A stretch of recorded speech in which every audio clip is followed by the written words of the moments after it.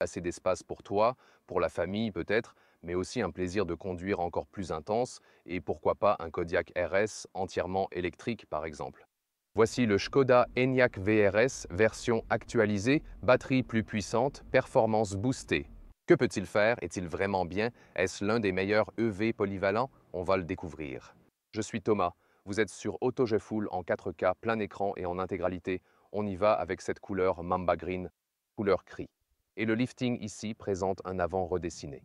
La signature lumineuse ici, mais aussi continue dans la partie centrale par exemple. Le bouclier inférieur est également mis à jour ici, et la version VRS, ou en Allemagne on dit simplement RS, au Royaume-Uni on dit toujours VRS, elle a toujours des accents plus sportifs. Avec des jantes de 20 pouces, on pourrait opter pour des 21, mais ce n'est pas vraiment nécessaire et ça réduit le confort. Donc c'est un bon choix ici de rester avec celle-ci. La DCC, la suspension adaptative, est également une option, l'une des rares options car tout le reste est pratiquement en version complète. Nous avons la suspension adaptative avec nous aujourd'hui et le logo VRS est également dans cette couleur vert mamba distinctif. Donc dans ce cas, il s'accorde également avec cette couleur extérieure. Les coques de rétroviseur contrastées ici, avec aussi des cadres noirs tout autour, et la longueur est de 4,66 mètres ou 183 pouces jusqu'à l'arrière. Une signature de feu arrière moderne, ça a également été mis à jour ici. Ça a l'air plutôt cool et en même temps, vous avez ce design assez anguleux dans cette forme SUV pour avoir suffisamment d'espace à l'intérieur. Il y aurait également la version coupée disponible qui a un coefficient de traînée un peu meilleur, donc une meilleure efficacité aérodynamique. Mais deux raisons. D'abord, son coffre est plus pratique avec sa forme carrée. Et celle-ci est disponible avec le toit fixe qui est juste fermé. Et il fait vraiment chaud aujourd'hui. C'est souvent plus pratique ou vous pouvez opter pour un toit panoramique que vous pouvez ouvrir, ce qui est vraiment agréable, tandis qu'avec le coupé, vous êtes limité à un toit en verre fixe qui ne s'ouvre pas. Bien sûr, le soleil traverse toujours, même si vous pouvez installer un store supplémentaire pour atténuer cela.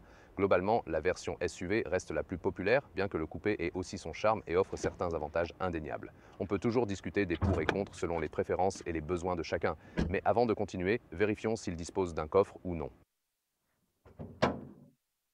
Non, il n'en a pas. C'est ça avec cette plateforme. Pareil pour l'ID4 et l'ID5, sont jumeaux d'ailleurs. La VRS est à 4 roues motrices avec un moteur à l'avant et un à l'arrière et son accélération est de 5,4 secondes.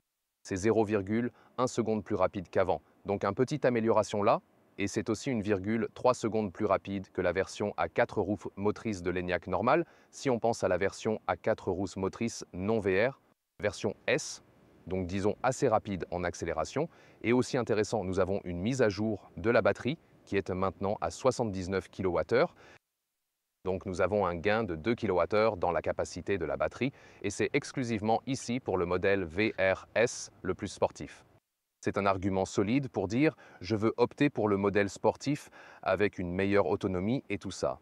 Cependant, vous avez vu ces grandes roues, elles sont aussi larges. Ça, bien sûr, ce n'est pas très bon pour l'autonomie globale. Oui, et en ce qui concerne l'autonomie, nous ferons un test aujourd'hui en moyenne et sur l'autoroute allemande. Et puis plus tard, à la fin de la revue, je vous en dirai plus sur l'autonomie réelle et concise.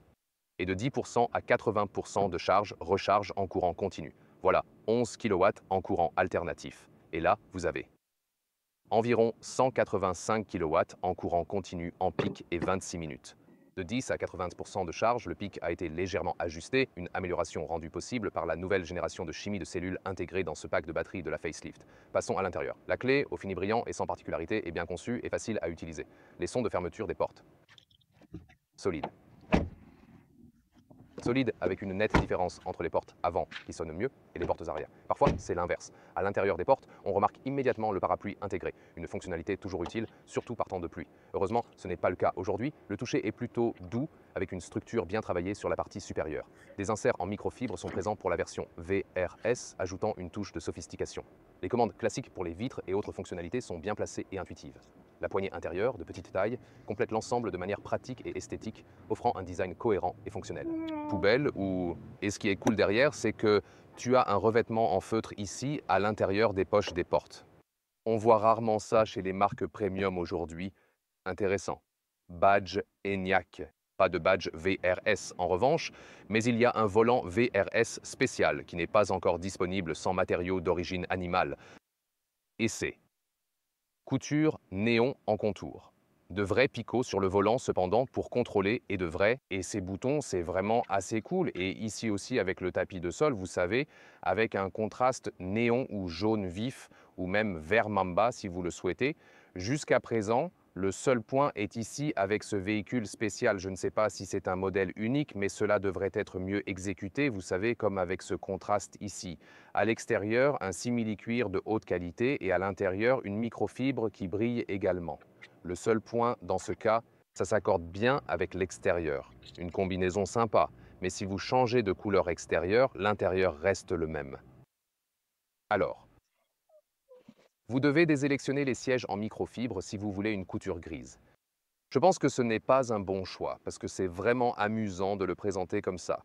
Mais la plupart des clients veulent probablement juste des coutures grises ou neutres, pas des contrastes néons comme ça. Mais ici, dans cette version, ça marche bien. Et là, volant, haut et bas, dedans et dehors, comme ça. Et là, c'est vraiment bien fait avec le microfibre sur le tableau de bord. C'est cool. Avec ma taille de 189 cm, il reste de la marge. Ces sièges sportifs sont confortables, maintiennent bien et conviennent aux grands. Bienvenue dans l'habitacle de l'Enyaq VRS. On y trouve du feutre à l'intérieur des portières, des sièges sportifs vraiment cool et en plus de la microfibre sur le tableau de bord. Partout. Et c'est un élément vraiment sympa, une application particulièrement épaisse en plus. Ensuite, on a un look carbone ici en tant qu'élément décoratif. Boîte à gants standard juste ici et un écran d'infodivertissement de 13 pouces. Pas de bouton physique, pareil pour la clim. C'est aussi un peu petit ici pour le plus et le moins. Le curseur est uniquement pour le volume, donc pas idéal pour cet aspect. Vous avez quelques touches physiques en bas, par exemple pour accéder au climat. Le défilement manuel dans les modes DCC, vous n'avez pas besoin de cliquer ici puis de confirmer à l'écran. Vous pouvez aussi parcourir ces modes de conduite individuels qui les relient également à la suspension adaptive, au moins pour ça. Ensuite, un revêtement en microfibre sympa ici pour la console centrale qui est aussi plus doux pour vos genoux. Beaucoup d'espace en dessous, par exemple une partie supérieure comme un chargeur inductif pour votre téléphone, mais aussi deux chargeurs USB-C ici.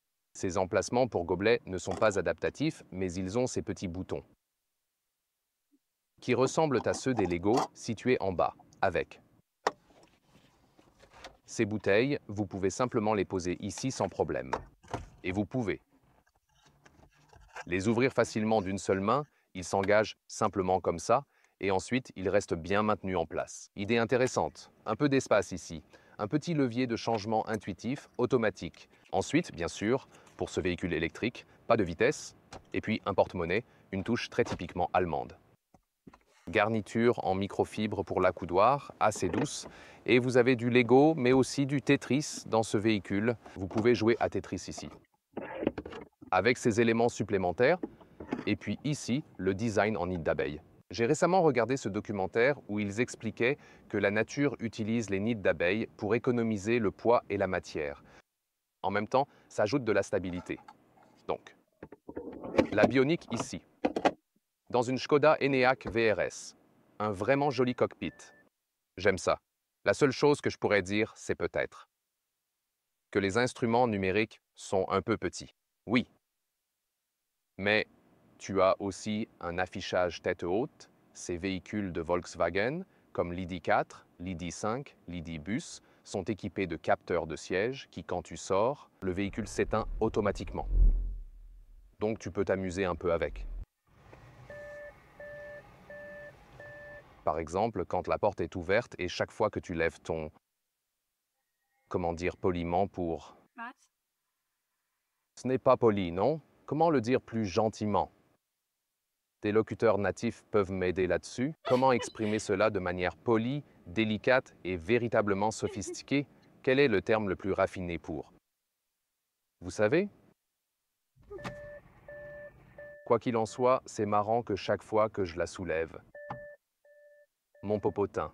Quand je soulève mon popotin, ça fait immanquablement bip, bip, bip, sans exception. Ouais. Et dans l'ID-Bus, c'était encore plus drôle, comme Léa l'a dit, c'était toujours comme cette sonnerie Volkswagen, tu sais, à chaque fois que je soulevais mon... Il y a une petite vidéo de celui-là aussi, assez marrante aussi. Et la vue conducteur ici, comme je l'ai dit, des boutons sur le volant par exemple pour passer d'avant en arrière avec l'aide à la conduite. Ici, un bouton pour le volant chauffant. Et l'infodivertissement, très pratique, permet de se connecter à Apple CarPlay et Android Auto en haut. Vous pouvez configurer vos raccourcis personnalisés, comme pour l'avertisseur de vitesse EU, il suffit d'appuyer et de maintenir en haut pour faire votre choix. Vous devez vraiment faire attention à notre avis, ne touchez surtout pas à votre smartphone. It was your smartphone. Alors, Search même mon for téléphone, vous Coachella êtes en train de TV. l'espionner. Oh, vous cherchez plein d'endroits en connexion, vous êtes déjà complètement épuisé. Ouais, je fais des trucs vraiment super passionnants ici. Par exemple, voyons comment utiliser des raccourcis comme ici. Regardez, c'est impressionnant. Oh, Et ensuite, vous pouvez créer des raccourcis individuels, comme l'alarme de limitation de vitesse ici, en haut. Et ensuite, tu peux facilement le désactiver, car c'est toujours toi qui le désactive, non? C'est vrai? D'accord. D'accord. Tu peux continuer à chercher pendant qu'on passe à la révision. Les sièges arrière, vraiment sympa ici avec le pare-soleil séparé. Et puis celui-ci est bien compact, mais il a tout de même une structure. Ensuite, les inserts en microfibre ici, bien compact, mais sur la partie basse. Puis la microfibre sur les sièges arrière également avec une sorte d'extension ici. C'est une particularité, avec aussi la perforation de couleur, pour ainsi dire, les caches Isofix. Il reste dans la voiture et ouais, une position de siège vraiment confortable. Vous pouvez relever les appuis-têtes comme ça. À 199 cm, il y a assez de place. Et il y a suffisamment de place pour les jambes, une offre d'espace vraiment généreuse. Tirez-les vers le bas. Vous pouvez facilement ajouter ce support pour smartphone ici, si vous voulez, ou pour tablette. Les deux sont possibles. Et dans la partie inférieure centrale ici, vous avez des porte-gobelets supplémentaires. Vous pouvez aussi retirer cette partie, c'est possible. Deux USB-C ici, climatisation et siège chauffant activé quand le véhicule roule. Le coffre fait 585 litres. Allons voir ça. Haillant électrique. Qu'est-ce que ça signifie? Ici, bien sûr, le SUV a un petit avantage par rapport au coupé. Et ici, appuyez, joli. Barres ici sur les côtés, c'est bien. Celui-ci tient aussi verticalement. Pas de souci, ici, déverrouillage facile. Des sièges à distance. Là, la longueur normale est presque 1 mètre ou 40 pouces. C'est plutôt cool. Ensuite, ici, la largeur entre les arches de roue, aussi presque 1 mètre ou 40 pouces. C'est aussi une bonne mesure. Et puis ici, la hauteur, nous sommes à 29 pouces ou 73 cm. Ici, vous pouvez aussi mettre cette zone, celle de l'avant, un peu plus bas comme ça. Ici, mais quand vous l'avez en position haute, vous avez une meilleure transition parce que le deuxième déblocage est juste ici. Et puis vous avez des filets intéressants ici que vous pouvez ouvrir en tirant ici et ensuite vous pouvez aussi les refermer. Pareil ici, une idée sympa pour le rangement des câbles, pourquoi pas. Et en dessous aussi un peu plus d'espace pour plus de câbles par exemple, ou peut-être le jeu de fusibles scolaires. Intéressant. Longueur totale, nous sommes ici à 69 pouces ou 1,75 m. Mode sport. Les bagages volent. Et on passe de 50 à 150 km à l'heure. C'est plutôt sympa. Les bagages s'envolent à l'arrière. Le léamètre augmente aussi, même si c'est un véhicule That's the électrique. green color. C'est le vert Mamba et nous sommes sur l'autoroute allemande avec Autogeful et le Škoda Enyaq VRS. 5,4 secondes, c'est le temps d'accélération de 0 à 100. Ici, nous avons testé de 50 à 150 et c'est très bien réussi grâce à la transmission intégrale. Avec une belle poussée tout en gardant une sensation fluide. Silent. Le véhicule reste silencieux même à 150 km/h grâce à une isolation phonique efficace que j'apprécie. Le système DCC est un peu plus ferme en mode sport, ce qui améliore la tenue de route. Enfin, je freine pour activer la récupération d'énergie. Je pourrais aussi le mettre ici en mode B, alors j'aurai plus de récupération avec la pédale. Donc, quand je relâche simplement la pédale, les deux sont possibles. Vous pouvez toujours revenir en arrière et vous pouvez aussi décider individuellement si vous voulez passer par étapes ici sur les pédales ou sur le volant, quel mode vous préférez. Et quand on revient, je peux... That's weird. C'est étrange, When you non? switch the mode, it goes to maps. Peu importe où vous êtes, quand vous changez, à travers les modes DCC, le fond devient soudainement le GPS. Je ne sais pas pourquoi c'est comme ça. Je ne sais pas, mais revenons au système normal, au mode DCC normal, parce que là, j'ai un peu plus d'amortissement. Surtout ici où l'autoroute allemande est bien construite, c'est vraiment agréable, un bon confort. On va bientôt voir comment c'est dans les nids de poules et tout ça, mais c'est vraiment cool ici pour l'instant. Et ici, les roues de 20 pouces passent encore bien tant qu'il n'y a pas de nid de poules. Vous savez, il y a aussi l'option des 21 pouces disponibles pour l'ENIAC VRS au cas où. Ne prenez pas ça, c'est déconseillé. Le toit fermé ici améliore bien l'insonorisation. Et en été, il fait vraiment très chaud aujourd'hui, 34 degrés Celsius en ce moment sur l'autoroute. C'est dans les 90 en Fahrenheit. Not for our Palm Springs. Oui, nos amis de Palm Springs ou du Texas, ils se disent « Oh ben, c'est vraiment pas très Cold. chaud, tu vois, je l'ai tous les jours. » Ouais, c'est sûr que c'est bien de ne pas avoir le toit en verre, et même s'il y a une protection disponible et que tu peux l'ouvrir, celui qui est fermé garde bien sûr la voiture plus fraîche. Mais cette voiture semble cool, calme et posée. L'autoroute allemande est toujours le meilleur test. Et même ici, on peut repasser en mode sport, c'est ça? 130, 140, 150, 160, c'est vraiment sympa avec. La Passat devant nous. Ouais, et vraiment silencieuse sur l'autoroute, j'adore ça. Plutôt cool, très bon isolement acoustique, sensation bien posée et stable au sol. La direction ici a une réaction directe et précise, pas besoin de tourner trop souvent. L'aide au maintien de voie normale est activée en ce moment.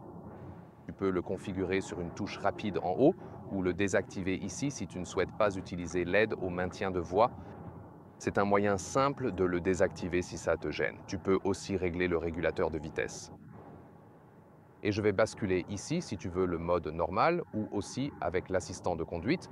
Ensuite, tu as ici, qui nous guide un peu à gauche et à droite, comme pour nous maintenir dans la voie. Pour l'instant, tout fonctionne bien, c'est fluide ici sur l'autoroute. Vérifions aussi ces lignes pour la détection des mains sur le volant ici. Tu vois, c'était suffisant pour indiquer à la voiture que je suis toujours là. Le système est donc fluide et l'intégration du moniteur d'angle mort dans le rétroviseur latéral est plutôt cool. Tu peux le voir. Là, quand je clignote, il y a un clignotement supplémentaire qui s'active, ce qui est vraiment pratique pour la sécurité et très rassurant en conduite, un vrai atout. Une bonne voiture pour l'autoroute. Pour l'autonomie, on verra plus tard. Ce n'est bien sûr pas la plus grande batterie. La version VRS propose une légère amélioration avec une batterie un peu plus grosse que celle des autres versions de l'ENIAC. Cela pourrait donc être une raison de choisir la VRS. Mais j'aime vraiment la manière dont la puissance est livrée. Elle est linéaire et fluide, donc. Ici, tu n'as pas l'impression de conduire un véhicule électrique. Il a peut-être quelque chose que je n'ai pas avec l'essence, tu sais, comme s'il avait de l'émotion, mais en même temps, il est posé et calme si tu le veux, tu vois, et il amène l'émotion à nouveau sur demande, donc c'est plutôt cool. Parfois, je sens que lorsque l'assistance de maintien dans la voie est activée, la direction est un peu, tu sais, plus vague, disons-le comme ça, mais tu peux aussi la désactiver. Mais bon, maintenant je l'ai désactivée, alors on va aussi tout mettre ici. Voyons si ça existe toujours. Je pense que maintenant c'est un peu mieux, mais parfois je sens ici à haute vitesse qu'on est un peu, tu sais, dans cette zone où la direction semble moins précise. Ce pourrait être un peu plus réactif, genre sur les très très petits angles ici, tu vois, comme ça, tu sais, mais quand tu désactives tout, c'est clairement mieux. Ici dans le coin, vraiment en y allant à fond. La voiture te donne vraiment une sensation de conduite agile. Oui, Léa est surprise. À quelle vitesse je prends le virage? Parce que c'est possible, tu vois. Avec un centre de gravité bas et une bonne adhérence, les températures actuelles sont parfaites pour tester car les pneus offrent une excellente tenue de route. C'est incroyable, non? C'est vraiment Yeah, génial. the Les seats are sièges very good ici en too. Yeah. microfibre, on ne glisse pas trop. Et les boulons nous maintiennent bien en place. J'apprécie vraiment beaucoup ça ici. C'est vraiment amusant. Ça parle pour ce véhicule et le VRS ou RS, comme on dit en Allemagne, a toujours ce côté « je veux une Škoda spacieuse et pratique ». Je veux vraiment pimenter un peu ma vie de conducteur et ce véhicule le fait parfaitement. l'accélération sort. Incroyablement fluide et Léa ne ressent aucun inconfort, c'est comme si le Léa Stem absorbait tout, c'est vraiment génial. Maintenant, testons les fonctionnalités de confort. Vous pouvez cliquer ici pour passer en mode confort ou alors opter pour le mode individuel que je préfère personnellement où j'ajuste pour un retour de direction plus prononcé tout en gardant la suspension en mode doux et agréable. DC est alors dans la note la plus douce et il fait aussi du bon boulot ici comme cette approche globale. Ouais, c'est ça. C'est une voiture de conducteur, définitivement une voiture de conducteur, et aussi confortable avec la grande assise, même quand vous êtes un conducteur de grande taille, ça convient également. Ouais, il y a. Il y a vraiment peu de choses à critiquer en conduisant ce véhicule. Quant au mode de récupération, je préfère rester ici avec l'approche classique en utilisant les freins, mais comme je l'ai dit, vous pouvez aussi utiliser ce mode B et ainsi de suite si vous êtes plutôt branché conduite à une pédale ou si vous passez peut-être d'une Tesla, si vous êtes plus habitué à ça par exemple, c'est bon, vous savez, et je veux dire, les commandes, on les connaît peut-être du cardiaque qui est l'interne. Le concurrent à moteur à combustion interne de celui-ci, on a comme le bouton rotatif pour l'ACC. Pas pour la clim, pas pour l'ACC, donc pour le contrôle de la climatisation, on n'a pas ça. On l'a ici sur l'écran. Je veux dire, c'est plutôt correct. Je préfère toujours les boutons physiques. C'est peut-être la seule chose à laquelle il va falloir s'habituer avec le temps, vraiment. À part ça, il faut probablement juste un peu plus sécuriser tes bagages à l'arrière. Ça ne doit pas glisser parce que tu vas t'amuser avec ce véhicule. Voyons si on trouve encore des routes un peu abîmées, tu vois, histoire de tester un peu plus à fond. Mais jusqu'ici, ça va aussi. Je pense que le choix des pneus est plutôt bon. Ici, ça devient un peu plus chaotique, mais jusqu'ici, ça va vraiment bien. Donc, je suis content de la configuration des pneus et de la suspension. Comme je l'ai dit, ne prenez pas les jantes de 21 pouces. Avec quelques véhicules maintenant en test avec des jantes de 21 pouces, ce n'était pas la meilleure idée. Là, il y a quelques bosses transversales. Ça va aussi jusqu'ici. Si vous ne prenez pas la version VRS, bien sûr, vous pourriez opter pour des jantes plus petites, c'est toujours mieux pour le confort, mais je pense qu'ici, cette combinaison est bien. Et oui, on constate que ce Vermamba, ce qu'il promet à l'extérieur, il le tient vraiment en conduite, sans aucune déception. Avec des températures élevées et un mix de conduite autoroute-ville, la consommation moyenne atteint environ 16 kWh, offrant ainsi une autonomie tout à fait solide. C'est proche de nous, 4 miles par kilowattheure. Cela signifierait une autonomie réaliste dans des conditions réelles d'environ 500 km ou un peu plus de 300 miles. Cependant, si on pense plutôt à une vitesse plus élevée sur autoroute, disons 120 km à l'heure, 70 miles par heure, alors on se dirige plutôt vers 99 kWh pour 100 km parcourus, donc plutôt 3, quelque chose de miles par kilowattheure, et ce serait pour un long trajet sur autoroute avec une autonomie réelle d'environ 4 km par heure ou 250 miles par heure en moyenne. Donc c'est comme un Spectrum, vous avez leur prix. Avec l'ENIAC équipé de la grande batterie, vous atteignez déjà les 50 000 € environ. Et si vous prenez la VRS, vous ajoutez environ 10 000 €. C'est un ENIAC haut de gamme complet. En plus, juste le DCC, la suspension adaptative et le toit panoramique.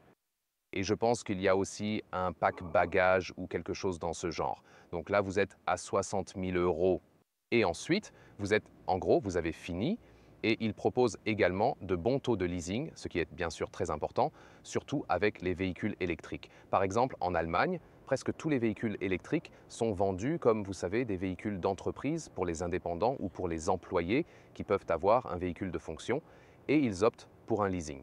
C'est en gros la principale modalité pour les véhicules électriques en Allemagne et c'est aussi pourquoi celui-ci est plutôt réussi à cet égard. C'est l'un des VE les plus vendus. Récemment, et je pense qu'il fonctionne très bien, il roule extrêmement agréablement, il a beaucoup d'espace à l'intérieur, il peut combiner la vie de famille avec le plaisir de conduire et comme celui-ci, la version VRS bénéficie aussi d'un petit plus de la batterie, par exemple un petit plus côté accélération, ça a aussi du sens d'opter pour la VRS. Je vous donne juste des arguments, vous savez, pour choisir la VRS plutôt qu'une ENIAC haut de gamme standard, pour ainsi dire. Le seul souci, c'est qu'il y a de nouveaux concurrents sur le marché qui, par exemple, ont déjà une batterie plus grande, peut-être qu'ils se rechargent plus rapidement, et il y a aussi d'autres concurrents à venir en ce moment. Et cela pourrait être le seul problème ici de l'ENIAC, que bien sûr, la technologie avance de plus en plus, surtout avec les véhicules électriques. Et vous devriez aller voir certains des concurrents actuels.